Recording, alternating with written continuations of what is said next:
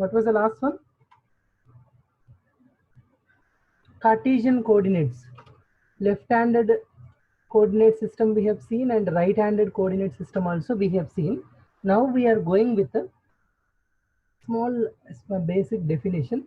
We will be using this word only most of the time. So I will define this and will continue. So we are going to define particle. Particle, or we may say it as a point mass. Better I'll say point mass, then it will be both comes into same meaning. Point mass I am taking. Okay. Now, so if we are taking point mass, yes, hold on. Okay. So I am going with the small definition point mass. So what we are taking in point mass is point mass or a particle. It is an entity. It is an entity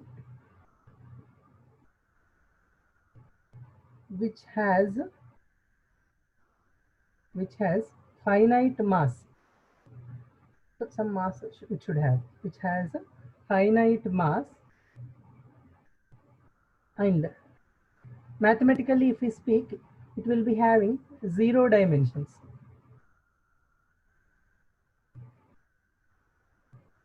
Okay, so it is an entity which has finite mass and 0 dimensions. So such an entity we will consider it as a particle or a point mass. And when we are dealing with this mechanics part, we will be dealing in terms of point mass only. Okay, whatever Newton's laws are applied, whatever acceleration, velocity, all those terms we define, all those will be taken when we consider a point mass into account.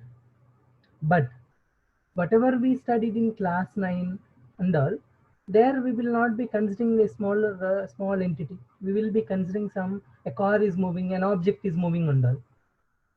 But that is not having 0 dimensions. How do we consider that as a point mass? So even though it has a smaller in size, that means a 0 dimension and a finite mass, so it can have some exception. So it can have some small exception in it. So we'll see what is that exception. Suppose here earth can be taken as point mass. See how huge earth is, but still we are able to take that as a point mass. Okay, so still that can be taken as a point mass. When we can consider this as a point mass means when the object size is much smaller, when the object size is much smaller as compared to the distance it is traveling, or the how much it is moving, so then this object can be treated as point mass. Okay, so it is clear that when we are considering distance moved by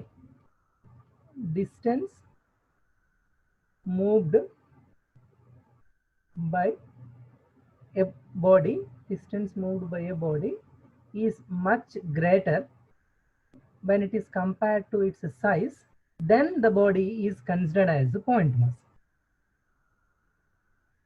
Okay, now, so all the objects which we are considering in our daily life, like example, if we take cricket ball, it is not smaller in size, nor football. Football is also not small in size. Okay, so all these can be considered as a point masses. Then we can consider this as a point mass under this condition. Okay, so under this particular condition, we will take this as a point mass. Under this condition, it has to be applied. So under this condition, this is these objects, either earth or cricket ball or football, whatever object we consider, under this condition that can be considered as a point mass. Okay, so whatever we apply, all the laws, all the definition, what we are going to see, all the theories, those we are applying to point mass only. Then only it is easy to apply, then only it can be understood without any complications. Okay, So how it is exactly and all we will see further. So that is all about the point mass. And already we have seen frame of reference. Frame of reference. So what is that frame of reference? So it is just a coordinate system to locate some point, right? So we will see once again, we will go with that. I'll understand. Suppose if we have a table, on the table, if we have some object. So what we say, there is an object on the table. So with respect to the table, we are specifying it, right? On it, it is there. So we have to specify, that means we should have some reference point. Like if we take some general example, suppose there is an SBI near Shivaji Chowk. So that SBI is called the Shivaji Chowk SBI branch. So how to locate it when they are addressing it, what they will locate? It is around 400 meters from that Shivaji Chowk, right? So it will be straight to that Shivaji Chowk. If we move there, it will be there right side of it. So somehow we can address it with the help of some reference point. So what is our reference point here? Whatever Shivaji statue is there at that crossroads, that Shivaji statue, we are taking it as a reference point. Same way, so to locate something, okay, to locate something, we require a reference point. So whatever frame they are taking, whatever coordinates they are taking, that we are calling it as frame of reference. Now, if we go with that, suppose there is a point here. There is a point here. Now, if I want to locate that point, so what do? We have to locate some coordinate system. Okay, so we have to locate one coordinate system. With respect to that coordinate system, we will locate this point. So we'll see that. Wait a minute. So I am locating the point with respect to this coordinate system. Now, so this is a coordinate axis. Already I told you in the last class itself. So what I have chosen a coordinate system. This is x-axis and this is y-axis.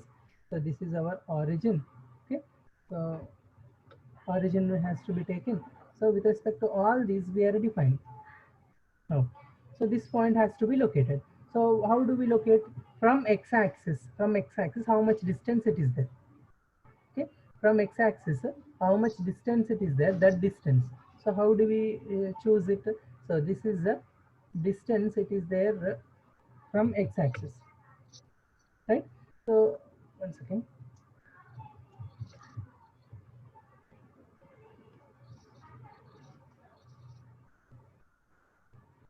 So here is a point. This point I am locating it as point P. Now this point P, I have to specify its coordinates. Okay, so to specify its coordinate, how much distance it is there from y-axis, along x direction, from y-axis along x direction. This coordinate we will take it as a x coordinate, and from x-axis along y direction, whatever is there, that we take it as y coordinate, right? Now in this, if we write these coordinates, so what do we write is, this we will take it as a y coordinate, along y axis it is there, this we take it as x coordinate, x, that means this is x, this is y. Okay, now so we don't need to write over here.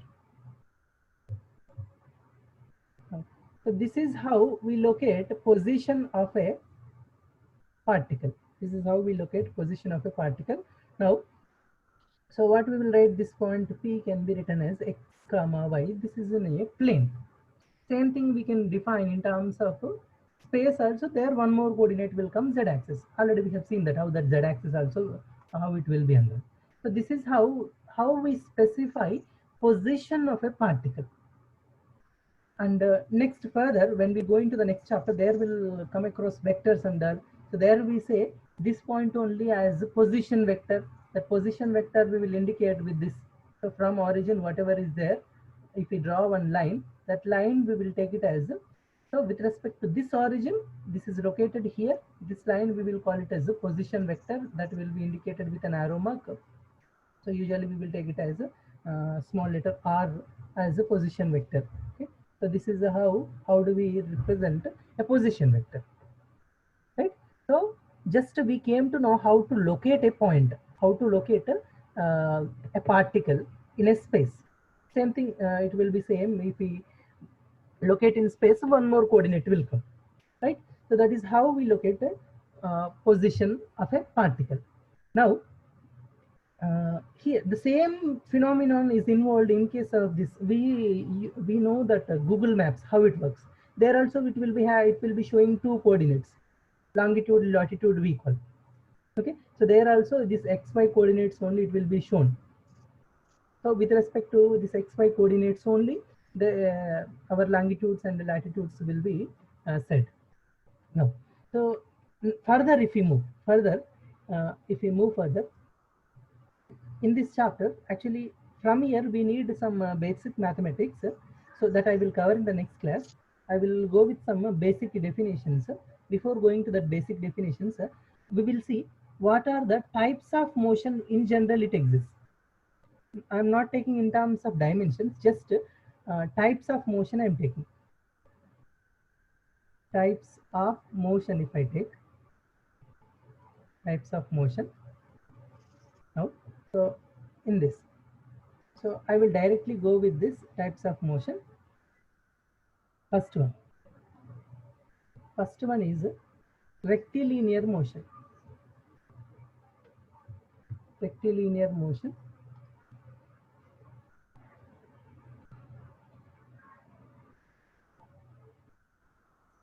Rectilinear motion.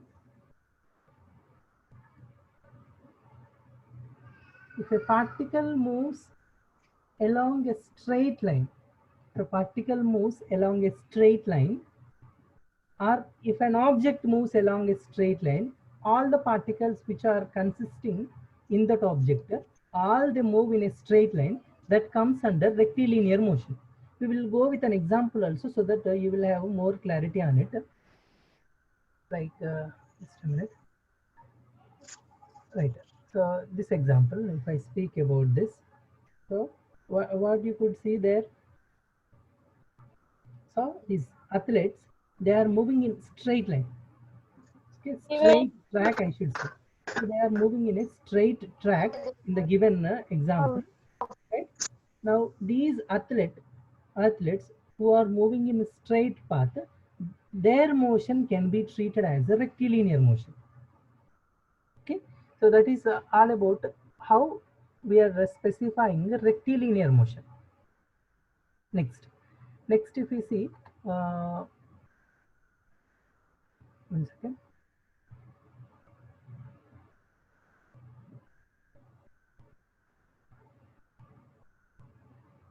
I'll take next page. So that is rectilinear motion. This is first one. We have covered first one as a rectilinear motion. Second one, if we go with the second one is circular motion.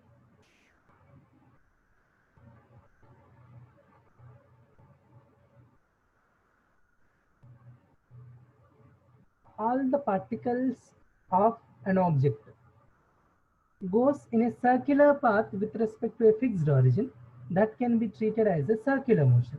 Example, here there is an example here.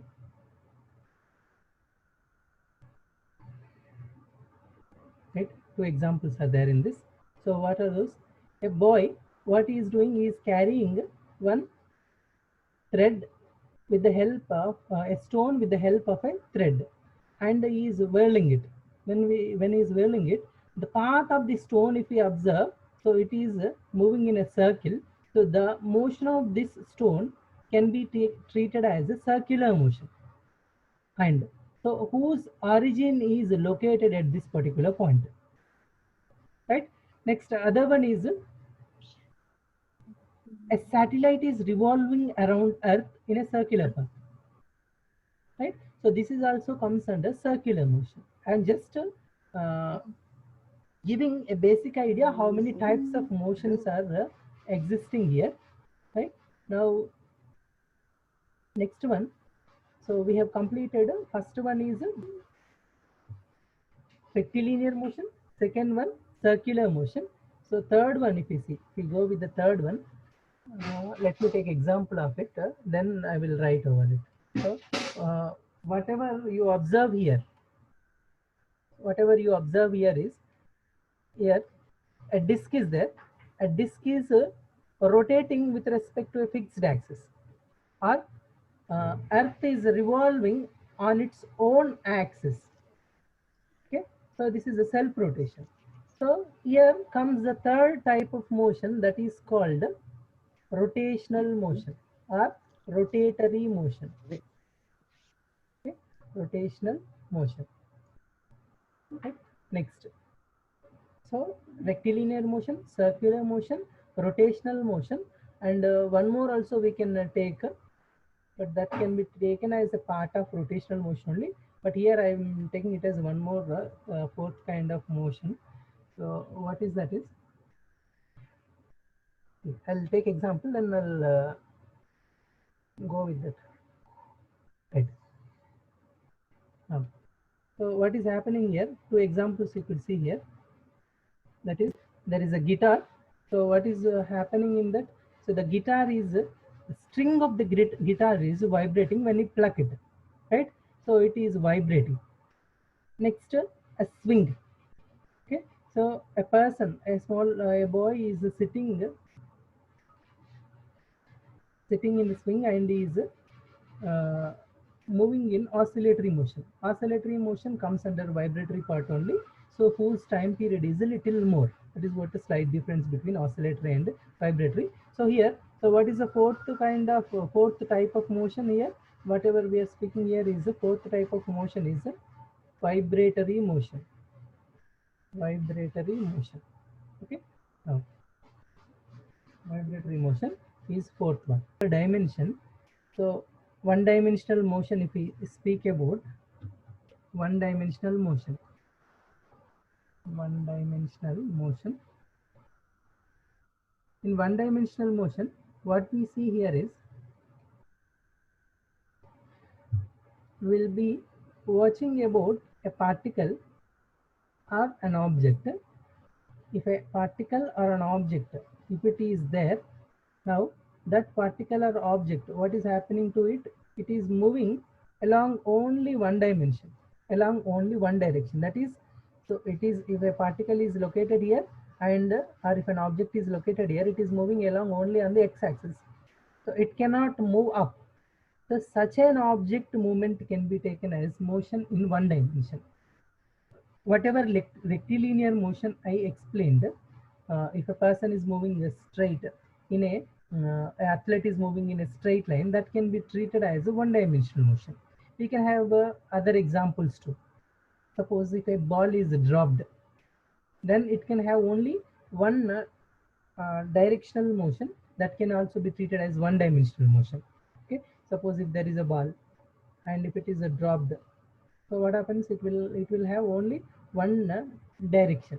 So it cannot move in this because it is dropped, and it will be moving in this kind of motion. The ball which is falling down, that can also be treated in terms of one-dimensional motion. So whatever chapter we have started with, the motion in a straight line comes under one-dimensional motion only. Next, we will have one more type that is easily will come to know. What was that? Two-dimensional motion. So two-dimensional motion, if we speak, two-dimensional motion, that example already just now we have seen two-dimensional motion. So what we can take in this two-dimensional motion, already we have taken an example. So a particle is located at point P that we have specified with respect to coordinate system x and y, and this particle has two coordinates, x as well as y. If I take it as x1 and y1 as its coordinates, after certain time the particle which is located at point P, if it moves to some other point P dash, whose coordinates are x2 comma y2 suppose, then this particle, whichever is moving, it has two dimensions, it has two coordinates. So such a particle movement can be taken as two-dimensional motion. It is moving in a plane. Example, if we take, so if there is a ant, if it is crawling on a wall, then such a motion of ant can be taken as two-dimensional motion. An insect moving on a wall or insect moving on a table. Okay, so that can be taken as a two-dimensional motion. And if we take one more other example, so usually we will be playing this caroms, the whatever coins moving in the carom board, so those motion of the carom board coins can be treated as a two-dimensional motion. Okay, so that is one dimensional and two-dimensional motion. Next comes a three-dimensional motion. So this we know well known thing, it is three-dimensional motion. So in three-dimensional motion, what we choose here is, in three-dimensional motion, so we will be having a particle which can move in all the directions x, y and z. That means which is moving in space, can be treated as, that can be treated as three-dimensional motion. The particle motion can be treated as three-dimensional motion. A bird flying in the sky. We are walking on floor when we can jump and all. So such a motion can be treated as a three-dimensional motion. Okay, a flight moving in the sky. So all those can be treated as a three-dimensional motion.